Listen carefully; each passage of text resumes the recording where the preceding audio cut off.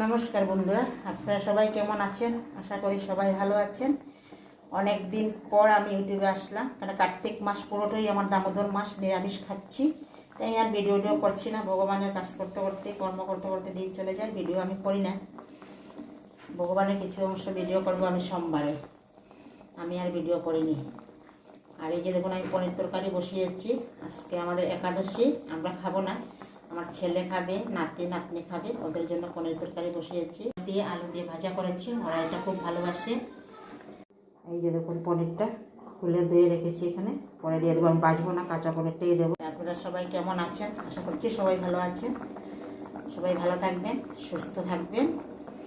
আর কারা কারা দামোদর মাস পালন করছেন বা কারা করছেন না, অবশ্যই কমেন্টে বলবেন। আর আমাকে পাশে রাখবেন। অনেক দিন পর আসলাম, আসি না, ভালো লাগে না, শরীরটাও ভালো লাগে না বেশি, তাই আর আসি না। আমার পনির তরকারিটা, পনিরটা দেওয়ার পরে আবার দেখাচ্ছি কীরকম হয়েছে। এখন আমার পনির তরকারিটা হয়ে গেছে। এখন আমার নাতনি খেয়ে নেবে। আমার মাকে ঠাকুর দিচ্ছে, ঠাকুরের ভোগ রান্না করছে, আমিও রান্না করছি। ভাতও দিয়ে দিয়েছি, ভাত খেয়ে নেবে। শুধু পনির তরকারি দিয়ে খাবে ও, ভাত খাবে। কেন মেকো, ভিডিওটা কেমন হয়েছে বন্ধুরা কমেন্টে অবশ্যই বলবেন। ভালো লাগলে লাইক কমেন্ট শেয়ার করতে পাশে থাকবে। টাটা সবাইকে, নমস্কার।